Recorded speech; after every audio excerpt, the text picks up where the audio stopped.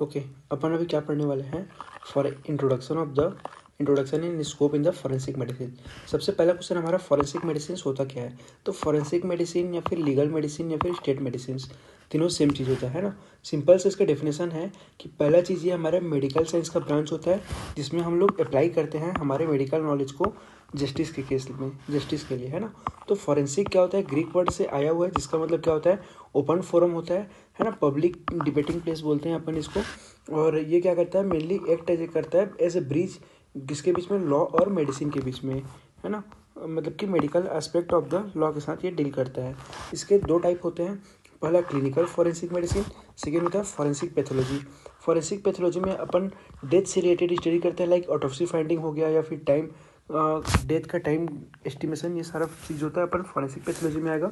Other than that like sexual offence, wound certificate, age estimation, ये सारे हमारे clinical forensic medicine के under आते हैं।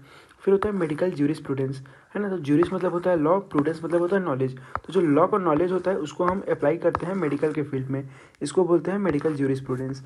ओके, तो इसमें अपने को क्या ध्यान रखना है, जो फिजिशियन पेशेंट रिलेशनशिप होता है, इस बीच में क्या क्या गड़बड़ी ना हो। लाइक कोई भी डॉक्टर है, अगर मेडिकल नेग्लिजेंस का केस आता है, कंसेंट नहीं लेता है या फिर उसमें कुछ कंसेंट का नॉलेज, मेडिकल नेग्लिजेंस, या फिर कोई भी डॉक्टर का राइट या फिर ड्यूटी का proper knowledge with professional misconduct, है ना। ये सारे अगर चीज़ का कोई भी एक मेडिकल प्रैक्टिशनर को प्रॉपर नॉलेज होना चाहिए। अगर इसमें कोई भी वॉलेशन करता है तो वो क्या होता है, पनिशेबल होता है under the Indian penal code, है ना। तो इंडियन पेनल कोड उसको पनिश कर सकता है।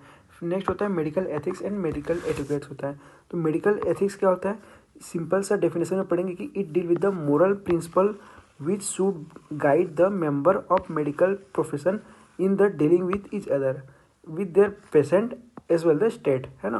तो ये क्या होता है, मोरल प्रिंसिपल का set of the moral principle होता है, जो कि उनको हेल्प करता है, गाइड करता है कि कैसे रिएक्ट एक्ट कर, मतलब रहना अपने पेशेंट या फिर स्टेट के साथ में। फिर होता है मेडिकल एटिक्वेट्स, क्या होता है, सिंपल सा होगा, लॉ ऑफ द कोर्टसी, है ना, किसके बीच में, अपने कलीग्स के बीच में, है ना, अपने मेडिकल प्रोफेशन के मेंबर के बीच में।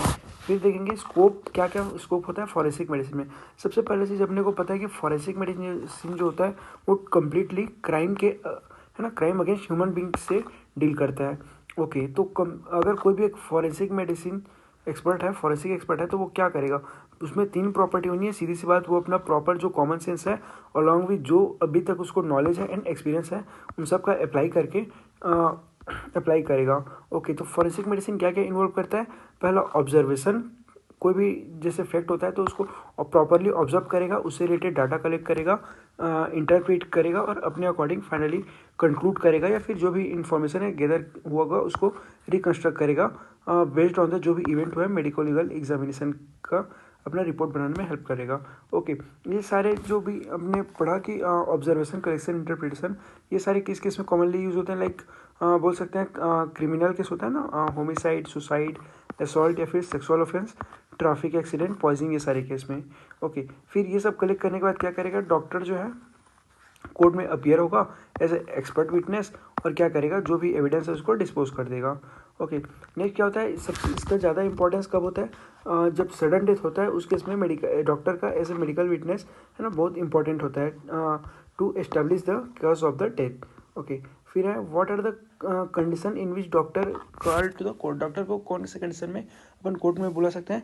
पहला एज ए ऑर्डिनरी विटनेस, अगर वो कहीं पे कुछ इंसिडेंट्स होते देखा है उस केस में एज ए विटनेस आ सकता है। Second, as a medical practitioner, अगर वो कहीं पेशेंट को वो ट्रीट किया है ना उस केस में। या फिर थर्ड होता है कि अगर एज ए एक्सपर्ट विटनेस अपना ओपिनियन देने के लिए। Thank you.